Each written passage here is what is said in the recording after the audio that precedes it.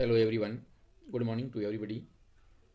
You are most welcome in our English YouTube channel, English Literature and Grammar class. Dear viewers, as you know, it is the pandemic time, so it is impossible teaching and learning process directly. That's why I am trying to make available subject-based materials to you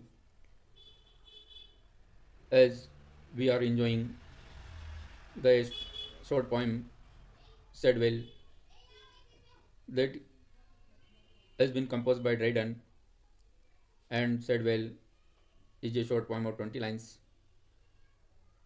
and these 20 lines have been lifted from the main epic like poem Mac Plekno. And Mac Plekno was a great epic like poem, and it is also known as the mock heroic epic, composed by John Dryden in 1678, and it was published in 1682 in England. I have already told you that John Dryden was a dominant poet of during late century, late 17th century in England, and the period from 1660 to 1700 was also known as the Dryden Age. As Dryden was a dominant poet and writer during this period, he was not only a poet, but he was a great satirist, dramatist, comedy writers, prose writer, and critic. His dramas, he wrote both comedies and tragedy, and such as All for Love is a great tragedy, Conquer of Grenada, it is also tragedy, and Essay on Dramatic Poesy, which was composed in 1685, was a great book of literary criticism. So Dryden was a great poet and dramatist during this era. He became first poet laureate in England in 1668, but in 1688, after a great revolution or bloodless revolution happened in England, John Dryden was removed from the post of poet laureate, and in place of him, Thomas Sedwell was appointed as a poet laureate in England. Sedwell or Dryden were great opponents both in literary and political field. So this is a satirical poem, and Dryden makes an attack on the literary competencies of Sedwell and his characters. In opening lines, Dryden tells us that we all are human beings, and so we are mortal, and we will have to go, we will have to depart one day from this earth, and even the powerful monarch must obey the call of death. And then he comes to tell us that Meg Flecknoe was a great temporary great poet and dramatist in England during 17th century, and Meg Flecknoe was invited to be the poet laureate of England, just like Augustine in ancient time. Augustine was invited to be the emperor of Roman Empire. In this way, he makes an attack and ridicule at the Flecknoe, Richard Flecknoe, and the name of this poem, Meg Flecknoe, Meg means son of Flecknoe. It means followers of Richard Plekno were also known as the Plekno. But here is the Sedwell is um, called as the Mako Plekno, a son of Plekno.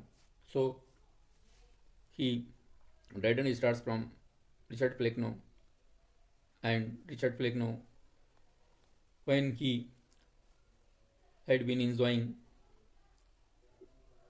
the poet laureateship in England for a long time, Plekno decided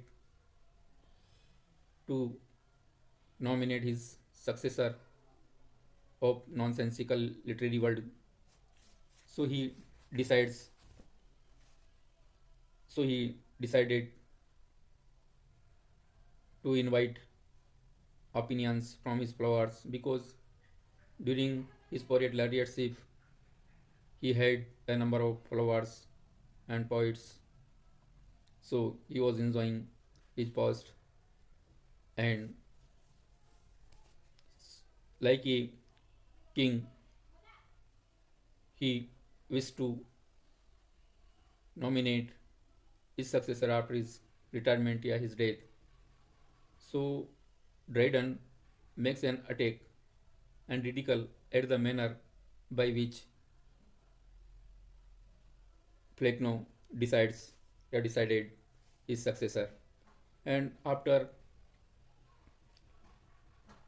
pondering for a long time, he came to decision and nominates Thomas Sedwell as his successor, as his future successor. But Dryden attacks on Sedwell by calling him the most dullard and as non, yeah, incompetent person. How, although in the opinion of Plekno, Sedwell is fit for his coming successor, yeah, his successor, but Dryden ridicules at the ignorance and foolishness of the selection pattern which Plekno used. Here today we are going to study 21st to 30 lines of this poem. Let's start this poem and these lines. Some beams of it on other souls may fall, strike through and make a lucid interval, but Shadwell's genuine night admits no ray. His rising fogs prevail upon the day, besides his goodly fabric fills the eye. Some beams of it on other soul may fall. Dryden says and tells us that Shadwell was the most dullard person and poet. He was not a deserved and eligible poet, a literary person, which could be the poet laureate of England. He says he is most ignorant person in England at that time, like Plekno. Some beams of wit on other soul may fall, strike through and make a lucid interval. Dryden says some beams of wit, some rays of wit means ray, wit means intellectual wisdom, some rays of wisdom may fall on the souls of dull persons, stupid persons, foolish persons. He wants to say some rays of wisdom may fall other person's soul, yeah, souls of other persons who are drowned in complete darkness of ignorance, and by the help of the rays of wisdom they can strike through and make a lucid interval, and they can come into, yeah, they can, yeah, they could return into healthy and reasonable condition after after enlightened by the beams of wisdoms, strike through and make a lucid interval। कहने का मतलब ये है कि Dryden ये कहना चाहता है कि सम बीम्स ऑफ विट, बुद्धिमानी की कुछ किरणें, बौद्धिक किरणें दूसरे कमजोर या मूर्ख या मंदबुद्धि व्यक्ति की आत्मा को पर गिर सकती हैं और उसको वापिस मंदबुद्धि से वापिस उसको बुद्धिमान बना सकती है। Strike through and make a lucid interval, और interval means a period of returning from illness या अनहेल्थी या we can say stupidness to reasonable condition of health. It means एक व्यक्ति जो बीमार है वो बीमारी से लेकर और स्वस्थ होने तक का जो पीरियड है इस इंटरवल को पार कर सकता है और वह एक स्वस्थ आदमी बन सकता है। इसी प्रकार से बौद्धिक किरणें, बुद्धिमानी की किरणें किसी भी अन्य व्यक्ति की आत्मा पर गिर करके और उसको प्रकाशित कर सकती है, उसमें बुद्धिक क्षमता उत्पन्न कर सकती है। But Shadwell's genuine night admits no ray, his rising fogs prevail upon the day. But Shadwell's genuine night, but Shadwell is so ripened या ripe या matured, dullard and stupid person that know that his genuine night, that is real ignorance या darkness of ignorance never admits the ray of wit to enter into his soul. Dryden wants to say that Shadwell is so drowned in the real darkness of ignorance that its cover of ignorance never allowed to enter the ray of wisdom into his soul. Sidwell अज्ञानता के अंधकार में इतना डूबा हुआ है कि किसी भी प्रकार की सूर्य की या बौद्धिक किरणें उसकी इस अज्ञानता के अंधकार में प्रवेश करने की इजाज़त नहीं दे दूंगा। His rising fox prevail upon the day. His rising fox, his increasing darkness of ignorance prevail upon the day has heavy hold upon the light of the day. His rising, increasing fox of ignorance is double powerful and is upper hand on the light of day. So light of day can never enlighten the soul of Shadwell. कवि ये कहना चाहता है Dryden कि Sidwell एक गहरे अंधकार, अज्ञानता के अंधकार में इस तरह से लिपटा हुआ है कि उसके अंदर किसी भी प्रकार की बुद्धि की किरणें प्रवेश नहीं कर सकती। उसकी राइजिंग फॉक्स, उसकी बढ़ते हुए अज्ञानता, उसके दिन के प्रकाश यानी कि ज्ञान के प्रकाश से बहुत भारी है, ज़्यादा है। इसीलिए दिन का प्रकाश या सूर्य का प्रकाश या बुद्धि की किरणें शेडवेल की आत्मा तक नहीं पहुंच सकती और वह कभी भी इंटेलिजेंट नहीं बन सकता, वो कभी भी विट्टी नहीं बन सकता, कभी भी बुद्धिमान व्यक्ति नहीं बन सकता। Besides his goodly fabric फिल्स the I, besides his goodly fabric फिल्स the I and seems designed for thoughtless majesty, thoughtless as monarch oak that shade the plain and is sprayed in solemn state, supinely rain, Haywood and Surrey were but types of thee, thou last great prophet of tautology. Poet Dryden here presents the personality of Shadwell. He says his goodly fabric fills the eye. Goodly fabric means bulky body. Shadwell was a fat and bulky physical structure. Shadwell has a bulky physical structure and so he was a large person. by physically and seems designed for thoughtless majesty. And it was appeared as if you were designed for thoughtless majesty, for thoughtless, brainless majesty monarch. Yeah, majesty, grandeur, brainless grandeur, yeah, we can say brainless monarch. Yeah, body, physics.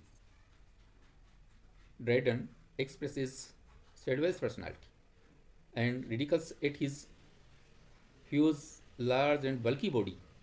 He says Shadwell appears as if he were designed by the god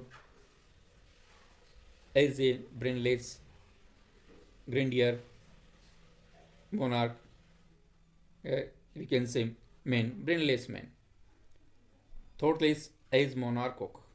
Here, Dryden presents a simile and he compares the body of Shadwell with a huge oak tree, thoughtless as monarch oaks. He is as brainless and thoughtless as the huge oak tree that set the plain and spread in solemn state. Oak tree, which is oak trees, which are huge in size, and they grow in the solemn state. They grow in the solemn state in forest and shade the plain and spread to the shade in the plain areas. He wants to say that oak tree generally grow in the forest and spreads to spread the shade over the plains supinely rain, and in this way they carelessly and unwisely rule on the plains. Poet uses simile for presenting the characteristics and competencies of Shadwell, and he says Shadwell is as huge and brainless oak tree who grows in the forest, solemn state, solitude places, but want to wants to rule over other plain fields, other simple poets and literary men at that time. Haywood and Surlever, but types of the Haywood and Surlever also contemporary poet of Dryden and Shadwell. Dryden says that Haywood and Surley were also such were also uh, dullard type of poets and dramatists at that time. They are also same as the Shadwell. So here Dryden tries to express the personality and characteristics of Shadwell, and with he is also compared with monarch Oxfuse oak tree that is brainless but uh, wants to rule unwisely on trivial minor poets of that time, that period. Thou last great prophet of tautology, at last, and this is the last line of this poem said well. He calls him the last great prophet, the last great spokesman of tautology, of repetition. He says that Shadwell is the last person, is the last spokesman of this generation, that is the generation of repetitions. And after his, there would be no any poet laureate of such kind in the England. So in this 20 lines poem, we Dryden tells us, Dryden has told us and about the personality and literary incompetency of Shadwell. He ridicules his weakness, but And in his opinion, Sedwell was not a deserved and eligible literary persons who could be selected as a poet laureate. But it was the time of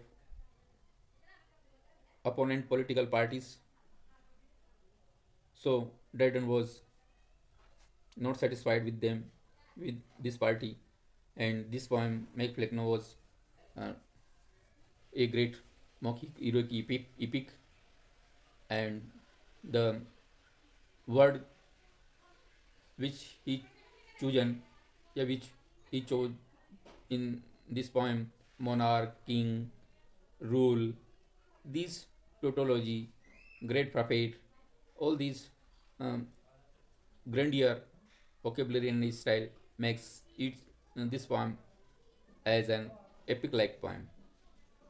Dear viewers, as you know, this poem is composed in heroic couplet, and Sedwell has made the has been made as a, yeah, he has been expressed by by Dryden as a hero, we can say false hero, and he mocks at his incompetencies. So it is a mock heroic epic. That's all for today. Thank you.